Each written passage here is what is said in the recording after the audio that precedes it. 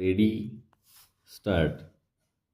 सामान्य माणसाच्या दृष्टीने हितकर अशी प्राप्तिकर कपात आणि त्याचबरोबर GST प्रणालीमध्ये करण्यात आलेले सुलभीकरण यामुळे देशातील वित्तीय तूट वाढेल का अशी शंकायुक्त भीती निर्माण झाली होती. मात्र तसे या किंवा पुढच्या वर्षी होणार नाही याची काळजी घेतानाच अर्थव्यवस्थेतील मूलभूत गोष्टींना स्पर्श करण्याची संधी अर्थमंत्री सीतारामन यांनी पुरेपूर घेतली आहे. पायाभूत साधनांवरील खर्च 12 लाख कोटी रुपये, भांडवली स्वरूपाच्या संरक्षण खर्चात भरीव वाढ हे निर्णय उल्लेखनीय असे आहेत. भांडवली खर्चावरील अनुदाने यात जमेस धरली तर 2025-26 च्या तुलनेत 2026-27 मध्ये 20% एवढी प्रचंड वाढ या अर्थसंकल्पात आहे. ऊर्जा, शिक्षण आणि आरोग्य यावरील खर्चावर वाढीव भर दिला असून यामुळे विकसित भारताच्या स्वप्नाच्या पूर्ततेसाठी योग्य ती पावले उचलली गेली आहेत असे देखील दिसते. दरवर्षी वाढत जाणारा व्याजाचा बोजा हा 14 लाख कोटी रुपयांच्या पलीकडे पुढील वर्षी जाणार आहे. ही नक्कीच चिंतेची बाब आहे व अर्थमंत्र्यांना ती जाणवत असणार आणि म्हणूनच कर्जाचे राष्ट्रीय उत्पन्नाशी प्रमाण आज 56% आहे.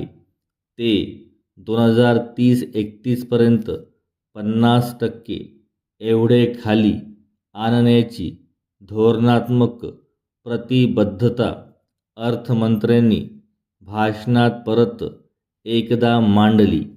त्याचे स्वागत करायला हवे.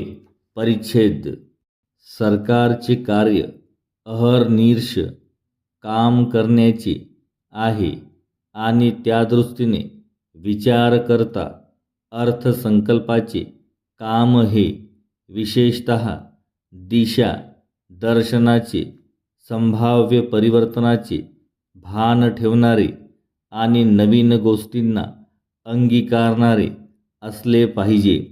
त्या दृष्टीने काही महत्त्वाचे उल्लेख या अर्थसंकल्पीय भाषणात आहेत. कृत्रिम प्रज्ञेच्या AI बोलबाला आज संपूर्ण विश्वात आहे. तसेच संगणक प्रणालीत स्वतः गुंतवणूक न करता आंतरजालाच्या माध्यमातून विविध सेवा आणि प्रणाली वापरण्याकडे कल वाढलेला आहे.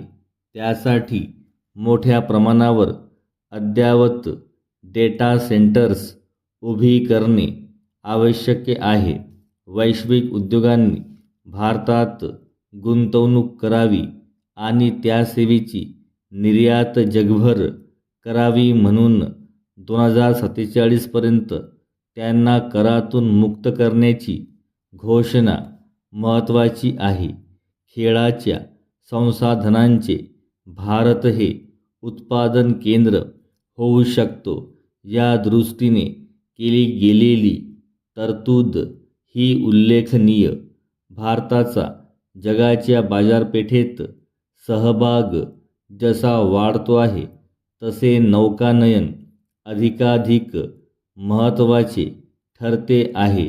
वस्तूंच्या वाहतुकीसाठी जे मोठे कंटेनर्स लागतात त्याच्या उत्पादनाला भारतात अग्रक्रम मिळावा ही घोषणा देखील भविष्यवेधी आहे असे म्हणता येईल.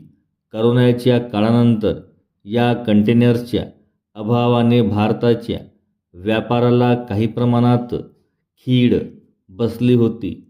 तसेच इतर राष्ट्रे याचा शस्त्र म्हणून वापर करू शकतात यावरती केली गेलेली उपाययोजना त्यामुळे अतिशय महत्त्वाची ठरते.